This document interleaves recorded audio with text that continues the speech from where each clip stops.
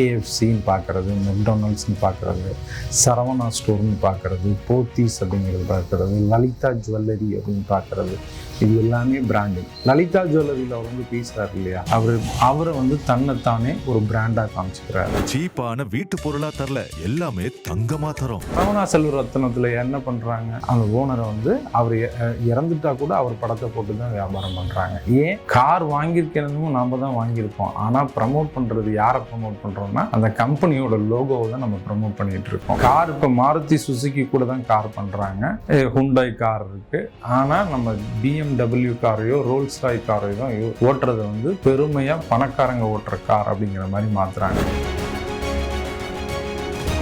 ஒரு மனிதனுக்கு வந்து ஒரு விஷயத்தை சொன்னால் ட்ரிகர் ஆகும். என்ன அப்படின்னா, மிக முக்கியமான தமிழ்நாட்டில் ஒரு விஷயத்த சொன்னோம்னா ஈஸியாக நம்ம மக்கள் ட்ரிகர் ஆவாங்க 6 மணிக்கு மேலே. எதுன்னு கேட்குறீங்களா? டாஸ்மாக் எடுத்துக்கிட்டிங்கன்னா உடனே டாஸ்மாக்னா படிக்க தெரியாதவன் தெரிஞ்சவன் எல்லாத்துக்குமே தெரியும். 6 மணிக்கு மேலே அவங்க ட்ரிகர் ஆகிடுவாங்க. அருந்தமிழ் நேயர்களுக்கு வணக்கம். வியாபாரத்தை பற்றி நம்ம பேசிக்கிட்டு இருக்கோம். இன்னைக்கு மிக முக்கியமான ஒன்று, ஒரு பொருளை அல்லது அந்த நிறுவனத்தை பிராண்டிங் அப்படிங்கிறத பற்றி நம்ம பேச போகிறோம். பிராண்டிங், அதோட மிக முக்கியமான ஒன்றிணைந்து இருப்பது லோகோ. பிராண்டிங் அப்படிங்கிறது எல்லா பொருட்களுக்கும் தேவையான ஒன்றாக இருக்குது. வியாபாரங்கிறது வந்து பொருளை பொறுத்து அல்ல, அவர்களோட நம்பகத்தன்மையை பொறுத்து தான் வந்து வியாபாரம் நடக்கும். இப்போ BMW அப்படின்னு சொன்னோம்னா அது ஜெர்மன் கார் மேக்கர்ன்றது தெரியும். ஜாக்வார் அப்படின்னு சொன்னோம்னா அந்த காரை பற்றி எல்லா விஷயமும் எல்லாத்துக்கும் தெரிஞ்சிருக்கு. பெப்சி, கோக் அப்படிங்கிறது எல்லாமே பிராண்டிங். அவங்க ஒரு பிராண்ட் பண்ணுறாங்க, அந்த பிராண்டை தான் அவங்க வியாபாரப்படுத்துகிறாங்க. சரி சார், பெரிய பெரிய கம்பெனிஸ் இருக்குது, அவங்க வந்து பிராண்ட் பண்ணுவாங்க, கண்டிப்பாக அவங்க பிராண்டிங் தேவை. இப்போ ஒரு எக்ஸாம்பிளுக்கு நம்ம எடுத்துக்கிறோம் அப்படின்னா, ஒரு பொருளை விற்கிறாங்க அப்படின்னா அந்த பொருளை அவங்க விற்கலை, அவங்க அந்த ட்ரஸ்ட்டை தான் விற்கிறாங்க. அந்த பொருளுக்கு அவங்க தான் பிராண்ட் அப்படிங்கிறது தான் விஷயம். அப்போ அந்த பிராண்டை நம்ம எப்படி இம்ப்ரூவ் பண்ண முடியும் அப்படிங்கிறது மிக முக்கியமான ஒன்று. அந்த பிராண்டிங்கை தான் இப்போ நாம் வந்து ஒவ்வொரு இடத்துலையும் பார்த்துக்கிட்டு இருக்கோம். நம்ம பார்க்குறது எல்லாமே கேஎஃப்சின்னு பார்க்குறது, மெக்டானல்ட்ஸ்ன்னு பார்க்குறது, சரவணா ஸ்டோர்னு பார்க்குறது, போத்தீஸ் அப்படிங்கிறது பார்க்குறது, லலிதா ஜுவல்லரி அப்படின்னு பார்க்குறது, இது எல்லாமே பிராண்டிங். லலிதா ஜுவல்லரியில் அவர் வந்து பேசுகிறார் இல்லையா, அவர் வந்து தன்னைத்தானே ஒரு பிராண்டாக காமிச்சுக்கிறாரு.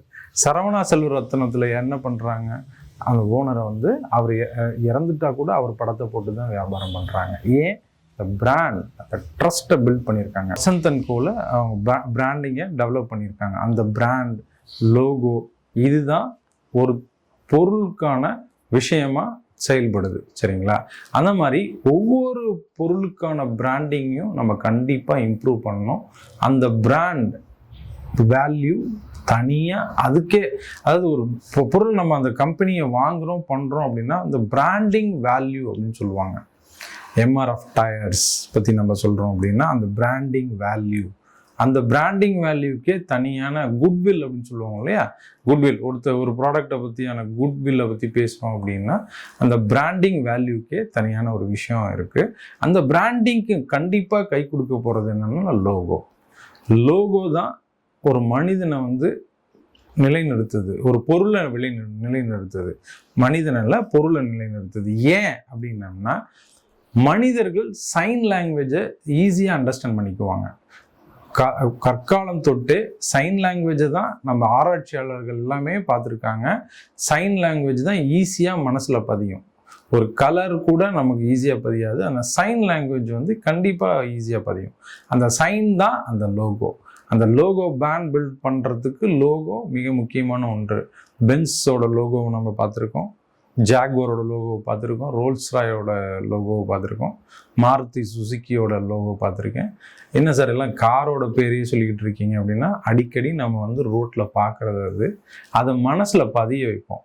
இதில் ஒரு சைக்காலஜி கூட இருக்குது. இப்போ நீங்கள் பார்த்தீங்கன்னா ஒரு தொழில் முனைவோர் வந்து என்ன பண்ணுறாங்கன்னா, இந்த பிராண்டை நம்ம மனசில் பதிய வைக்கிறதுக்கு தான் இவ்வளோ விளம்பரங்களும் பண்ணுறாங்க.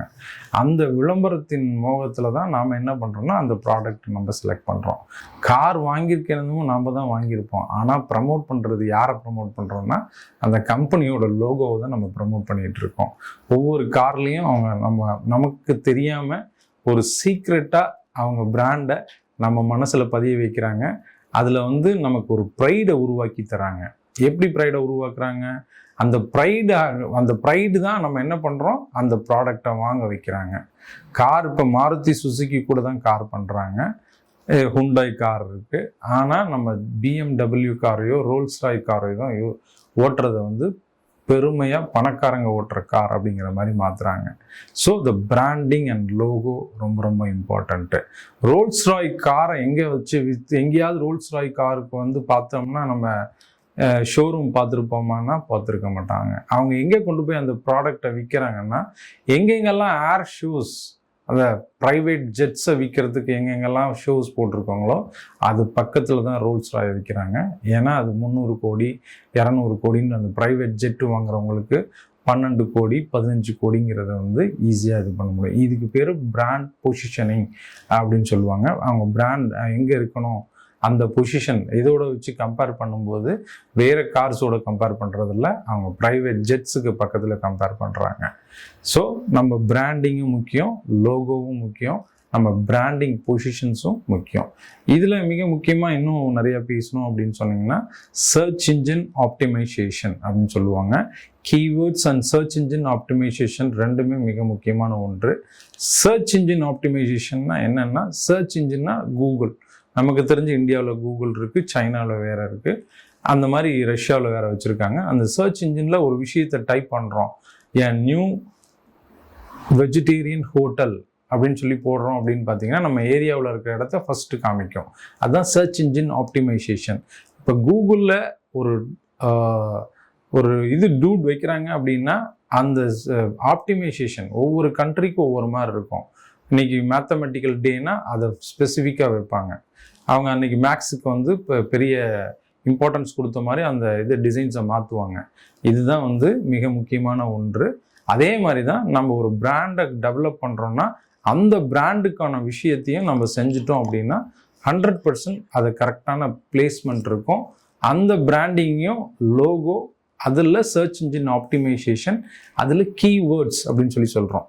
ஒரு மனிதனுக்கு வந்து ஒரு விஷயத்தை சொன்னால் ட்ரிகர் ஆகும். என்ன அப்படின்னா, மிக முக்கியமான தமிழ்நாட்டில் ஒரு விஷயத்த சொன்னோம்னா ஈஸியாக நம்ம மக்கள் ட்ரிகர் ஆவாங்க 6 மணிக்கு மேலே. எதுன்னு கேட்குறீங்களா?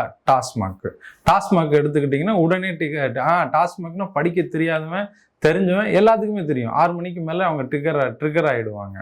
அந்த மாதிரி நம்ம ஒரு வார்த்தை, அந்த வார்த்தையில் வந்து ட்ரிகர் ஆவாங்க. For example I love you அப்படின்னு சொன்னோம்னா அந்த வார்த்தைகள் வந்து 3 வார்த்தை இருக்குது, அது ட்ரிகர் ஆவாங்க இல்லைங்களா? லவ் பண்ணுறோம் அப்படிங்கிற மாதிரி ட்ரிகர் ஆவாங்க. ஸோ இந்த மாதிரி வார்த்தைகள் தான் கீவேர்ட்ஸு. சரிங்களா? இந்த கீவேர்ட்ஸை யார் தெரிஞ்சு வச்சுருக்காங்க அப்படின்னா கூகுள் தெரிஞ்சு வச்சுருக்கான். உங்களுக்கு என்ன வேணும், என்ன மாதிரி கீவேர்ட் கொடுத்தீங்கன்னா இது வரணும் அப்படிங்கிறத அந்த சர்ச் இன்ஜின் வந்து போட்டு வச்சுருக்கோம், கண்டுபிடிச்சி வச்சுருக்கோம். நான் அதுதான் சொன்னேன், முன்னாடியே வீடியோவில் சொல்லியிருக்கேன். கூகுள் மை பிஸ்னஸில் போட்டு உங்கள் ப்ரொஃபைலை 100% டிஜிட்டல் அசட்டோடு நீங்கள் வைக்கும்போது இதெல்லாம் வந்து ஆப்டிமைசேஷன். இந்த ஆப்டிமைசேஷன் பண்ணும்போது சர்ச் இன்ஜினில் போட்டு அவங்க பண்ணும்போது உங்கள் ப்ராடக்டை முதல்ல காமிக்கும். இது பேர் ஆர்கானிக் சர்ச் அப்படின்னு சொல்லுவாங்க.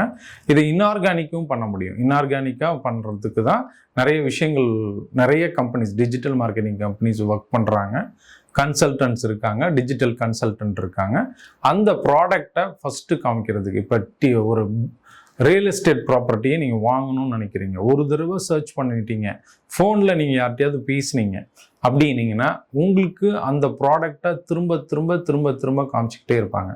டிஃப்ரெண்ட் கம்பெனிஸில் காமிச்சிட்ருக்காங்க. கூகுள் எப்படி கேட்டாங்க, நீங்கள் பேசுனதை கேட்டாங்க அப்படின்னா இது எல்லாமே இன்டர் கனெக்டட். இந்த ப்ராடக்டை எல்லாத்தையுமே இன்டர் கனெக்ட் பண்ணி வச்சுருக்காங்க. நீங்கள் ஃபோனை ஆஃப் பண்ணி வச்சுட்டு பேசினா கூட உங்கள் வார்த்தைகளை கம்பெனிஸ் கேட்டுக்கிட்டு இருக்கு. நீங்கள் என்ன பேசுகிறீங்களோ அதுக்கு தகுந்த மாதிரி ஆட்ஸ் ரன் ஆகும். உங்கள் டிஜிட்டல் நீங்கள் எப்போ வெப்சைட் ஓப்பன் பண்ணாலும் சரி, ரீல்ஸ் ஓப்பன் பண்ணாலும் சரி, இது எல்லாமே ரன் ஆக ஆரம்பிக்கும். இதுதான் மார்க்கெட்டிங், அதாவது எம்என்சியோட மார்க்கெட்டிங் டெக்னிக். அந்த எம்என்சி மார்க்கெட்டிங் டெக்னிக் இருக்குது. அவங்க பெரிய பெரிய கம்பெனிஸ் எல்லாம் இந்த கண்டென்ட்டை வாங்கிக்கிட்டு அவங்க பிஸ்னஸை வந்து ப்ரமோட் பண்ணுறாங்க. நீங்கள் என்ன பண்ணலான்னா, அந்த ப்ரமோஷனில் நீங்கள் நான் சின்ன பிளேயராக தானே சார் இருக்கேன், சிங்கிள் பர்னர் நான் பண்ண முடியுமா அப்படின்னா உங்களால் பண்ண முடியும். உங்களாலையும் இந்த ப்ராடக்டை, உங்கள் சர்வீசஸை கொண்டு போய் நிறுத்த முடியும். எப்படி? நீங்கள் ரீல்ஸ் போடுறது, இதெல்லாம் டைம் வேஸ்ட் பண்ணாமல் ப்ராடக்ட்டுக்கான ரீல்ஸை போடுங்க. ப்ராடக்டை ப்ரமோட் பண்ணுறதுக்கான விஷயத்த பண்ணுங்க. ஃபேஸ்புக்கில் உங்கள் ப்ரைவேட் இன்ஃபர்மேஷன்ஸ் எதையுமே போடாதீங்க. நான் இங்கே குளிக்க போனேன், என் ஃப்ரெண்ட்ஸோடு சேர்ந்து அங்கே போனேன், இங்கே போனேன்ற கதையெல்லாம் போடாமல் பிஸ்னஸை பற்றி ஒரு ஸ்டோரி போடுங்க. உங்கள் பிஸ்னஸ் ப்ராடக்டை பற்றி ஸ்டோரி போடுங்க.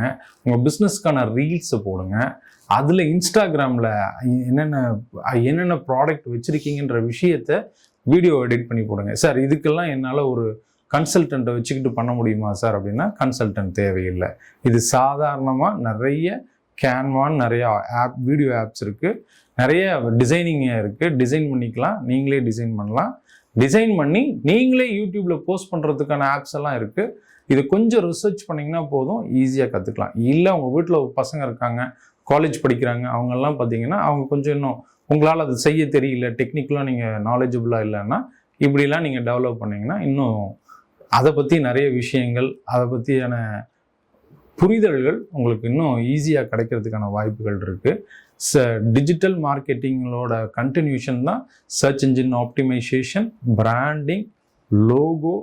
அது இல்லாமல் அடுத்தது நான் சொன்னது வந்து பொசிஷனிங், பிராண்ட் பொசிஷனிங்.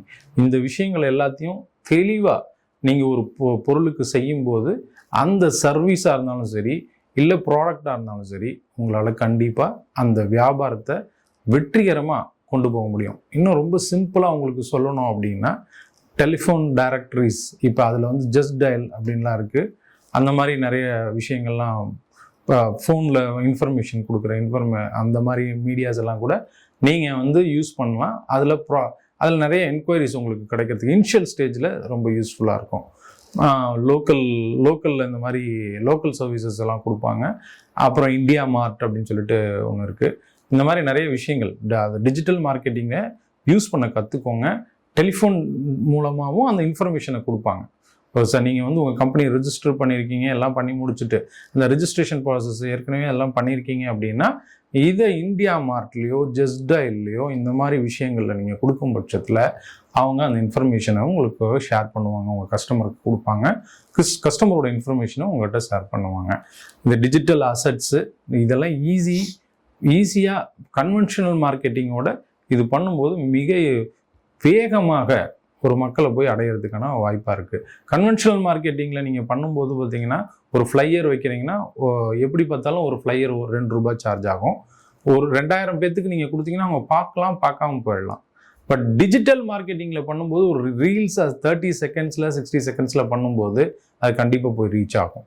ஃபேஸ்புக்கில் நீங்கள் மார்க்கெட் பிளேஸில் போடும்போது பல லட்சம் குரூப், 20 குரூப்பை நீங்கள் செலக்ட் பண்ணிக்கலாம். ஒரு குரூப்பில் ஒவ்வொன்றிலையும் 20,000 பேர் 30,000 பேர் இருப்பாங்க. அதெல்லாம் உங்களுக்கு ஆடட் அட்வான்டேஜ். 1,00,000 பேர் 2,00,000 பேரை ஈஸியாக நீங்கள் அட்டைன் பண்ண முடியுது. அப்போ அந்த டிஜிட்டல் மார்க்கெட்டிங்கை ஸ்ட்ரென்தன் பண்ணணும். உங்கள் ப்ராடக்டையோ சர்வீஸையோ அந்த டிஜிட்டல் மார்க்கெட்டிங்கை ஸ்ட்ரென்தன் பண்ணுறதுனால உறுதியாக உங்களால் வெல்ல முடியுங்கிறதுல எந்த மாற்று கருத்தும் கிடையாது. இதை பற்றி உங்களுக்கு இன்னும் தெளிவான விஷயங்கள் வேணும்னா இந்த சேனலை வந்து சப்ஸ்கிரைப் பண்ணுங்கள், கமெண்ட் பண்ணுங்கள், அதில் இருக்க இன்ஃபர்மேஷனுக்கான இது பண்ணுங்கள். இதெல்லாம் கண்டிப்பாக உங்களோட வியாபாரத்தை அதிகப்படுத்துறதுக்கான விஷயமா இருக்கும். நன்றி, வணக்கம்.